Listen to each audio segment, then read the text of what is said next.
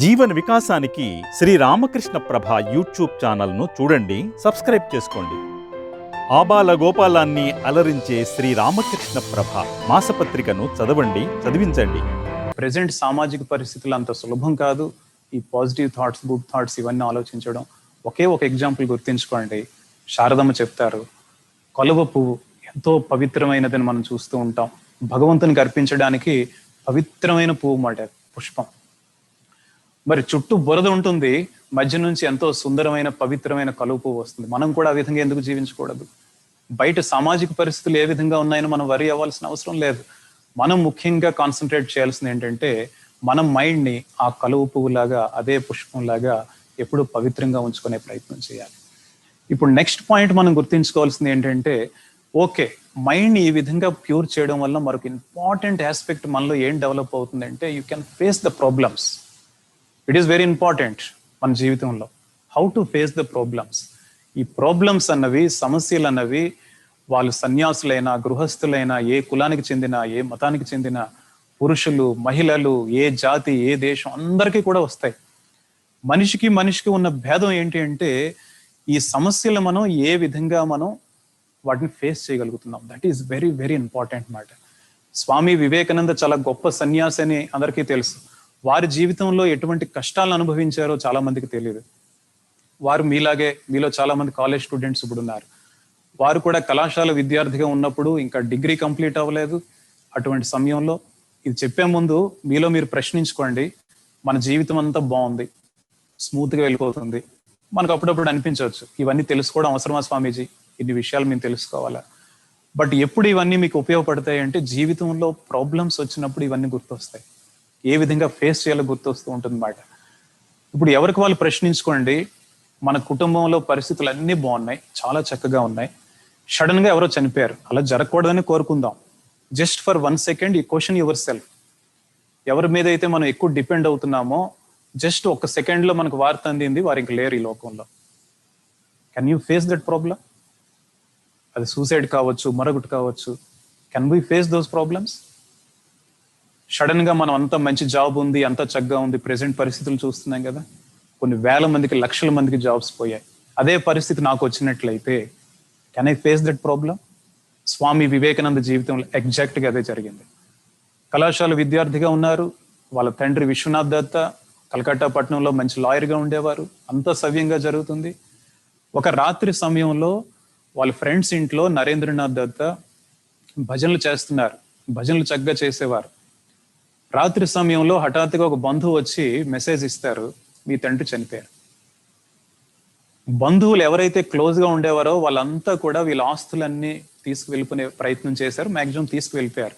మిగిలింది ఒక్క సొంత ఇల్లు మాత్రమే. అది కూడా కోర్టులో కేసు వేశారు. ఎవరైతే క్లోజ్ రిలేటివ్స్ వాళ్ళు ఈ సొంత ఇల్లు కూడా ఆక్రమించుకోవాలంటే వాళ్ళకి ఇంకా ఉండడానికి ఇల్లు కూడా ఉండదు అన్నమాట. అటువంటి పరిస్థితి కల్పించాలని, దానికోసం ఒకవైపు కోర్టుల వెంట తిరగాల్సి వచ్చింది. మనం చెప్పుకుంటుంది స్వామి వివేకానంద గురించి. నెక్స్ట్ ఏం చేసేవారు నరేంద్రనాథ్? బాధ్యత అంతా తన పైన వచ్చింది. ఎందుకంటే ఇంట్లో అమ్మ భువనేశ్వరి దేవి ఉంది. భువనేశ్వరి దేవి అంటే ఎంతో ప్రేమ నరేంద్రనాథ్కి. ఇంట్లో ఇంకా బ్రదర్స్ ఉన్నారు, సిస్టర్స్ ఉన్నారు. బాధ్యత అంతా నరేంద్రనాథ్ పై పడింది. ఉదయం లేచిన వెంటనే వంటగదిలోకి వెళ్ళి చూసుకునేవారు, ఎన్ని వంట సామాన్లు ఉన్నాయి, ఎంత బియ్యం ఉన్నది. నేను కానీ ఇంట్లో భోజనం చేసినట్లయితే, చాలా జాగ్రత్తగా ఆలకించండి ఈ పాయింట్, నేను కానీ భోజనం చేసినట్లయితే మిగిలిన వాళ్ళకి అన్నం సరిపోదు. కాబట్టి వారు ఇంట్లో అమ్మతో చెప్పేవారు, నాకు వేరే పని ఉంది, లేదంటే నా మిత్రులు ఈరోజు పిలిచారు, మీరందరూ సమయానికి భోజనం చేసేయండి, నేను టైంకి రావడం లేదు. ఏ మిత్రుడు ఆహ్వానించలేదు, ఎక్కడా భోజనం లేదు, ఆకలితో ఉన్నారు. 1 రోజు 2 రోజులు కాదు, 1 వారం 2 వారాలు కాదు, కొన్ని నెలల పాటు స్వామి వివేకానంద నరేంద్రనాథ్ దత్తకి మధ్యాహ్నం పూట భోజనం లేదు. ఆకలి బాధ అంటే ఏంటో తెలిసింది. అందుకే భవిష్యత్తులో వారు ఈ మాతృదేవోభవ, పితృదేవోభవ, ఆచార్య దేవోభవ అనే శాస్త్రాలు చెప్తే స్వామి వివేకానంద చెప్తారు, దరిద్ర దేవోభవ, మూర్ఖ దేవోభవ, అజ్ఞాన దేవోభవ. ఆ ఇన్స్పిరేషన్ ఎక్కడి నుంచి వచ్చిందంటే తన లైఫ్ లో జరిగిన ఎక్స్పీరియన్స్. ఆకలి బాధ. మరొక వైపు ఉద్యోగం కోసం తిరిగేవారు. ఇటువంటి ఎండలు ఉండేవి అంటే, చాలా ఎక్కువ ఎండలు ఉంటాయి కలకత్తాలో ఈ రోజు కూడా, వేసవికాలం అనేసరికి. ఆ ఎండల్లో వెళ్ళేటప్పుడు కాళ్ళకి వేసుకోవడానికి చెప్పులు లేవు. చెప్పులు కొనుక్కోవడానికి డబ్బులు లేవు తన దగ్గర. చెప్పులు లేకుండా ఎండలో ఉద్యోగం కోసం తిరిగేవారు. తన ఎదురుగానే డోర్స్ క్లోజ్ చేసేస్తూ ఉండేవారు. నీకు డిగ్రీ కంప్లీట్ అవ్వలేదు, నీకేం ఉద్యోగం? అవమానాలని తట్టుకున్నారు, అపజయాల్ని తట్టుకున్నారు, ప్రాబ్లమ్స్ని ఫేస్ చేశారు. ఒక్కరోజు ఒక్క క్షణం కూడా డిప్రెషన్లోకి వెళ్ళిపోయి ఎందుకు ఈ జీవితం, నేను ఆత్మహత్య చేసుకొని చనిపోతున్నాను అనుకోలేదు. ఆ ప్రాబ్లమ్స్ ఆ విధంగా ఫేస్ చేశారు కాబట్టి ఆ నరేంద్రనాథ్ భవిష్యత్తులో స్వామి వివేకానంద అయ్యారు. షికాగో సమావేశాలకు వెళ్ళి 1893, ఖచ్చితంగా 30 సంవత్సరాల వయస్సు, 30 సంవత్సరాల వయసులో షికాగో నగరం వెళ్ళి 5 నిమిషాల్లో భారతదేశ చరిత్రను మార్చివేశారు. అది స్వామి వివేకానంద అంటే. మరి స్వామి వివేకానంద వెళ్ళారు షికాగో సమావేశాలకు వెళ్ళడానికి, క్రెడెన్షియల్స్ అడిగారు వాళ్ళు, అంటే పరిచయ పత్రం కావాలి. అక్కడ సమావేశంలో అటెండ్ అవ్వడమే అవ్వట్లేదు. అప్పుడు ఒక చాలా ఇంట్రెస్టింగ్ ఇన్సిడెంట్ జరుగుతుంది. జాన్ హెన్రీ రైట్ అని ఒక American great professor, scholar, author. ఈ జాన్ హెన్రీ రైట్ స్వామి వివేకానందని కోఇన్సిడెంటల్లీ కలుసుకోవడం జరుగుతుంది. అప్పుడు స్వామి వివేకానంద ఇలా క్రెడెన్షియల్స్ అడుగుతున్నారండి. అప్పుడు జాన్ హెన్రీ రైట్ చెప్తారు, to ask you Swami for your credentials is like asking the sun about its right to shine. మిమ్మల్ని పరిచయ పత్రం అడగడం అనేది ఏ విధంగా ఉంది అంటే, సూర్య భగవాను నీకు వెలుతురిచ్చే, కాంతినిచ్చే అధికారం ఎవరిచ్చారు అని అడిగేటట్టే ఉంది అని వారే స్వయంగా ఆ సర్వమత మహాసభల చైర్మన్ గారికి ప్రత్యేకంగా ఒక లేఖ రాస్తారు. దాంట్లో ఒక ఇంపార్టెంట్ సెంటెన్స్ మనం గుర్తుంచుకోవాలి. Here is a man who is more learned than all our learned professors put together. మన దగ్గర ఉన్న ఈ వెస్ట్రన్ ఫిలాసఫర్స్ అందరినీ కూడా దగ్గర పెడితే ఎంత విజ్ఞానం ఉందో అంతకంటే ఎక్కువ విజ్ఞానం ఈ వ్యక్తిలో ఉంది, అతన్ని నేను పరిచయం చేస్తున్నాను అని రాస్తారన్నమాట. మరి స్వామి వివేకానంద షికాగో సమావేశాల్లో ఆరంభంలో మనసులోనే సరస్వతీదేవిని ప్రార్థిస్తారు. 5 మాటలు చెప్తారు, 5 పదాలు. Sisters and brothers of America. 5 పదాలు చెప్పేసరికి అక్కడ ఏమైందో ఎవరికీ తెలియదు. ఎక్కడ లేని ఆనందం, ఉత్సాహం. అక్కడ ఉన్న వాళ్ళంతా కూడా 7,000 మంది ఆడియన్స్ అటెండ్ అవుతున్నారు. గ్రేట్ స్కాలర్స్ వాళ్ళందరూ కూడా, ఏదో స్కూల్ స్టూడెంట్స్ కాదు. వాళ్ళందరూ కూడా ఒక్కసారిగా క్లాప్స్ కొట్టడం మొదలు పెట్టారు. వారి స్థానం నుంచి లేచి నిలబడుతున్నారు. వెనకున్న వాళ్ళు ముందు రావడానికి ప్రయత్నిస్తున్నారు. ఏం జరుగుతుందో వాళ్ళకే తెలియదు. 2 నిమిషాల పాటు క్లాప్స్ కొట్టారు. స్వామి వివేకానంద మాట్లాడాలని ప్రయత్నించినా అవ్వలేదు. తర్వాత మాటలు ఆరంభించారు. ఆ స్పీచ్ ఎంత చిన్నది అంటే మరీ ఎక్కువైతే 5 నిమిషాలు పడుతుంది. 5 నిమిషాల్లో భారతదేశ చరిత్రను మార్చివేశారు. ప్రపంచం అంతా అప్పటి వరకు ఏమనుకునేది, భారతదేశం ఒక బానిస దేశం, పేద దేశం. అటువంటి వారి యొక్క ఇమేజ్ ని భారతదేశం ఎంతో గొప్ప దేశం అని ఒక రకమైన గౌరవ భావాన్ని పెంచారు స్వామి వివేకానంద. 5 నిమిషాల సమయం సరిపోయింది వారికి. మరి 1893లో ఆ విధంగా జరిగింది. జస్ట్ విత్ ఇన్ 4 years 1897లో ఒక ప్రఖ్యాతిగాంచిన రామకృష్ణ మిషన్ సంస్థను ఆరంభించారు. ఆరంభించినప్పుడు అది చిన్న పాడుబడిన ఒక ఇంట్లో ఆరంభించారు. డబ్బులు లేక, తినడానికి కూడా సరిగ్గా డబ్బు ఉండేది కాదు. అటువంటి రామకృష్ణ మిషన్ ఈ రోజు ఏ విధంగా ఉంది? రామకృష్ణ మిషన్ సంస్థ ప్రపంచవ్యాప్తంగా మొత్తం 221 సెంటర్స్ ఉన్నాయి. దాంట్లో 167 భారతదేశంలో ఉంటే 54 విదేశాల్లో ఉన్నాయి. అదేవిధంగా ఈ బ్రాంచ్ సెంటర్సే కాకుండా ప్రైవేట్ సెంటర్స్ అంటాం, రామకృష్ణ సేవా సంస్థలు అని, ఇవి ప్రపంచవ్యాప్తంగా సుమారు 1000 సెంటర్స్ ఉన్నాయి. మరి రామకృష్ణ మిషన్ లో ఉన్న 221 సెంటర్స్ లో కూడా డిఫరెంట్ యాక్టివిటీస్ జరుగుతూ ఉంటాయి. Education field, medical field, rural development, women's welfare, child welfare and elderly people welfare, ఇవన్నీ కూడా యాక్టివిటీస్ జరుగుతుంటాయి. ఈ యాక్టివిటీస్ కోసం ప్రతి సంవత్సరం కూడా సుమారు ఎంతమంది బెనిఫిట్ అవుతున్నారు అంటే 1,20,00,000 పీపుల్ బెనిఫిట్ అవుతున్నారు. ముఖ్యంగా ఎడ్యుకేషనల్ ఇన్స్టిట్యూషన్స్ చూసినట్లయితే 750 ఎడ్యుకేషనల్ ఇన్స్టిట్యూట్స్ ఉన్నాయి. అంటే మీలో ఎక్కువ మంది విద్యారంగంలో ఉన్నారు కాబట్టి చెప్తున్నాను అనమాట. దాంట్లో చిన్న చిన్న స్కూల్స్ మొదలుపెట్టి కాలేజీలు, పాలిటెక్నిక్ కాలేజెస్, అదేవిధంగా యూనివర్సిటీ కూడా ఉంది. మరి అదేవిధంగా ఈ ఎడ్యుకేషనల్ ఇన్స్టిట్యూషన్స్ ద్వారా 2 లక్షల మంది బెనిఫిట్ అవుతున్నారు ఎవ్రీ ఇయర్. ఇంకా మనం చూసినట్లయితే ఈ సేవా కార్యక్రమాల కోసం 640 crores rupees every year spend చేస్తున్నారు. దీంట్లో ప్రతి ఒక్క రూపాయి కూడా వెల్ విషర్స్ నుంచి, డోనర్స్ నుంచి వచ్చే మనీ. అకౌంటింగ్ సిస్టమ్ చాలా పర్ఫెక్ట్ గా ఉంటుందన్నమాట రామకృష్ణ మిషన్ లో. ఇక్కడ అన్నిటికంటే ఇంపార్టెంట్ గుర్తుంచుకోవాల్సింది, ఇవన్నీ మేనేజ్ చేస్తున్నది ఎంతమంది అంటే 1600 monastics. You note it. Again I'm repeating, not 16,000, 1600 monastics. 1600 monastics. దాంట్లో కొంతమంది బాగా బిగినర్స్ ఉంటారు, కొంతమంది 80 years పైన ఉన్న వాళ్ళు ఉంటారు.